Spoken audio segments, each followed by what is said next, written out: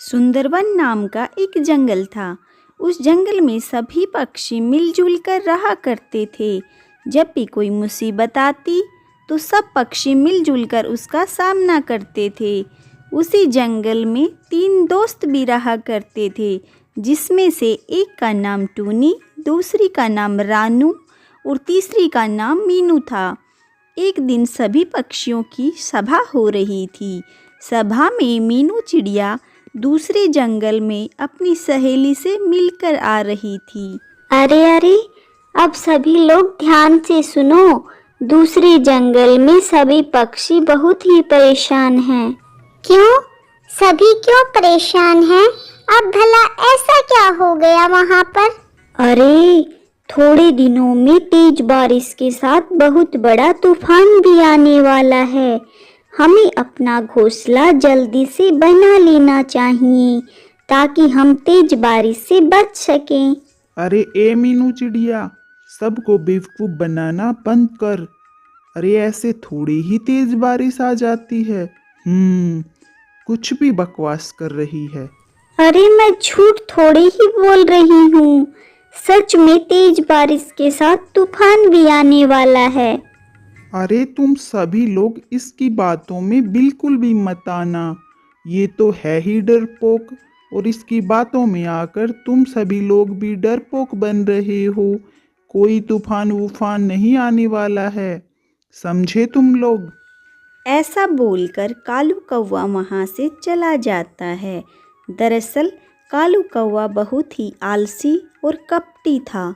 वो हमेशा दूसरों को परेशान करने का रास्ता ढूंढा करता था। अरे तुम दुखी मत हो, कालू कौवा तो ऐसा ही है। अच्छा हुआ जो तुमने हमें बारिश के बारे में पहले से ही बता दिया। हाँ रानू, तुम बिल्कुल ठीक कह रही हो। अब बारिश से बचने के लिए हम कोई इंतजाम भी कर लेंगे। हम सभी को अपना घर अच्छे से बनाना पड़ेगा, और घर के साथ साथ हमें खाने का इंतजाम भी करना पड़ेगा। बारिश के दिनों में खाना लेने बाहर नहीं जा सकते हम लोग। हाँ, बिल्कुल सही कह रही हो तुम। तेज बारिश में भला खाना लेने कहाँ जाएंगे हम? चलो तो फिर जल्दी से हम लोग अपना घर बनाते हैं। बारिश कभी भी आ सकती है। इसके बाद सभी पक्षी अपना घोंसला बनाने के लिए लकड़ियाँ और अच्छी जगह खोजने के लिए निकल जाते हैं। थोड़ी देर के बाद टूनी को बहुत अच्छी जगह मिल जाती है। अरे देखो तो सही, ये कितनी अच्छी जगह है। हम यहाँ पर अपना घोंसला बना सकते हैं। जगह तो वाकई बहुत बढ़िया है। यहाँ पर बारिश का पानी भी नहीं आएगा। ऐसा बोलकर सभी पक्षी लकड़ियाँ लेने जंगल में चले जाते हैं। मजबूत लकड़ियाँ लेकर सभी अपना अपना घर बनाने लग जाते हैं। थोड़े ही दिनों में सबका घर बनकर तैयार हो जाता है। टूनी, रानो और मीनू तीनों एक साथ बैठकर बातें कर रहे होते हैं। अरे वाह, हम लोगों का घर तो बहुत ही अच्छा बन गया है। अब बारिश की कोई टेंशन नहीं है ना? अच्छा हुआ जो हमने बारिश आने से पहले ही अपना घर बना लिया। घर तो बन गया, लेकिन अनाज का प्रबंध अभी भी नहीं हो पाया है। अब वो कौन करेगा? मैं तो बहुत थक गई हूँ और मुझसे कुछ नहीं हो पाएगा। कोई बात नहीं रानो, तुम आराम करो। हम तुम्हारे लिए अनाज का प्रबंध कर देंगे। और नहीं तो क्या रानो, जब हमने मिलकर घर बना लिया, हम अनाज का प्रबंध भी आराम से कर देंगे। तुम टेंशन मत लो। ऐसा बोलकर दोनों चिड़िया अनाज लेने जंगल में चली जाती हैं। वहीं दूसरी तरफ कालू कौवा को एक बहुत ही पुराना सा घोंसला मिल जाता है। अरे ये घोंसला किसका है? कोई दिखाई तो नहीं दे रहा। खैर, किसी का नहीं तो अब ये मेरा हुआ। ऐसा बोलकर कालू कौवा घोंसले में देखने चला जाता है।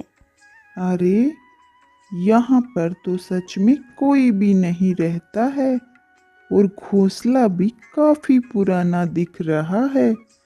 कोई बात नहीं, अब से इस घोंसले में मैं रहा करूँगा। मुझे घर बनाने की मेहनत भी नहीं करनी पड़ी और मुझे बना बनाया घर खुद ही मिल गया। कालू कौवा वो पुराना घर देखकर बहुत खुश हो जाता है और नाचने लगता है। फिर आराम से वहीं पर रहने लग जाता है। वहीं दूसरी तरफ टूनी और मीनू खाना लेकर वापस आ जाती हैं। ऐसे देखते ही देखते दिन बीतने लगते हैं। अचानक से एक दिन तेज बारिश शुरू हो जाती है। पूरे जंगल में बहुत तेज बारिश के साथ बिजली कड़कने लगती है। अरे देखो, बहुत अच्छा हुआ जो हमने अपना घर सही समय पर बना लिया, वरना आज हमारा क्या होता। हम इस तेज बारिश में कहीं के नहीं रहते। बिल्कुल ठीक कह रही है तू, कितनी तेज बारिश हो रही है। हमने मीनू की बात मानकर बिल्कुल ठीक किया। अगर उस कपटी कालू की बातों में आते तो हम बहुत बुरे फंसते। अब इधर वो कालू कौवा पुराने घर में ही बैठा होता है और पूरे घर में पानी टपक रहा होता है। अरे यार, मीनू तो बिल्कुल ठीक कह रही थी। ये बारिश तो रुकने का नाम ही नहीं ले रही। मैंने तो खाने का इंतजाम भी नहीं किया और ऊपर से ये पुराना घर एकदम बेकार है। मुझे तो यहाँ पर बहुत ठंडी लग रही है। कोई बात नहीं, मैं एक काम करता हूँ, टूनी और उसके दोस्तों के पास जाता हूँ और उन्हें बेवकूफ़ बनाकर खाना लेकर वापस आ जाता हूँ। ऐसे बोलकर कालू कौवा टूनी के घोंसले के पास आ जाता है। वहीं दूसरी तरफ टूनी और मीनू ने जो खाना इकट्ठा किया था वो सारा अनाज टूनी के पास ही रखा था और सभी पक्षी टूनी के घर पर आकर खाना खा रहे थे। तभी दरवाजे पर कुछ सुनाई देता है। अरे टूनी, ओ टूनी, कहाँ हो तुम? मुझे बहुत भूख लगी है। अरे इतनी रात में भला कौन आया है? ये तो नहीं पता, पर ऐसा लगता है जैसे कोई मुसीबत में है। इतने में टूनी बाहर जाकर देखती है। अरे कालू कौवे, तू यहाँ क्या कर रहा है? जा यहाँ से। अरे मुझे माफ़ कर दो मीनू, मैंने तुम्हारी बात ना मानकर बहुत गलत किया। अभी के लिए मुझे बहुत जोरों की भूख लगी है, थोड़ा सा खाना दे दो। मैंने कहा था ना बारिश आने वाली है, लेकिन तुमने हमारी बात का मजाक उड़ाया। कल मुझे कहीं के हम तुझे थोड़ा सा अनाज भी नहीं देंगे। चल भाग यहाँ से। ना तो तूने घर बनाने में मदद की और ना ही अनाज लाने में, निकम्मा कहीं का। अरे नहीं नहीं, ऐसा मत करो, थोड़ा सा खाना मुझे भी दे दो, वरना मैं भूख से मारा जाऊंगा। अब कालू कौवे की ऐसी हालत देखकर सभी पक्षियों को उस पर दया आ जाती है। वे थोड़ा सा अनाज कालू कौवे को दे देते हैं।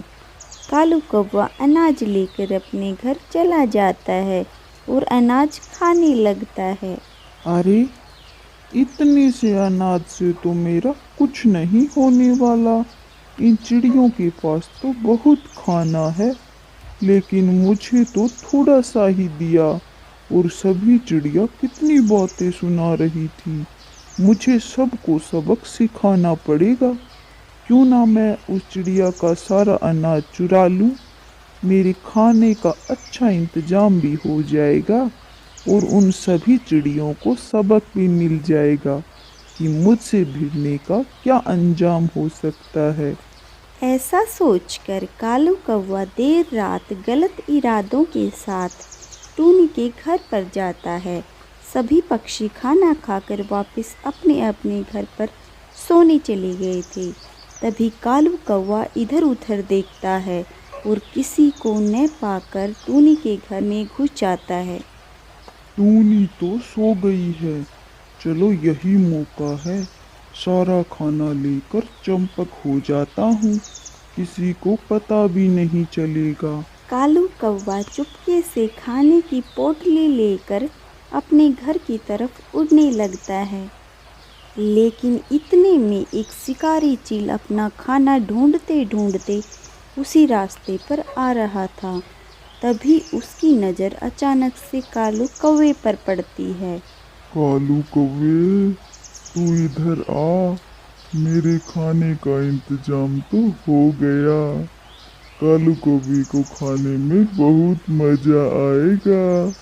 कब से मैंने कौवे का मांस नहीं खाया है। ऐसा बोलकर चील कालू कौवे पर चुपके से हमला कर देता है और फिर दोनों की लड़ाई होती है, जिसमें चील कालू कौवे को मार देता है और फिर उसे खाने लगता है। और तभी टूनी की नज़र घर पर रखे खाने पर जाती है, लेकिन टूनी किसी को बताती नहीं है। बारिश रुक जाने की वजह से अब खाने की कोई टेंशन नहीं थी। टूनी और सभी पक्षी बारिश रुकने की खुशी में नाचने लगते हैं और दूसरी तरफ लालची कालू कौवे को उसके लालच करने की सज़ा मिल जाती है।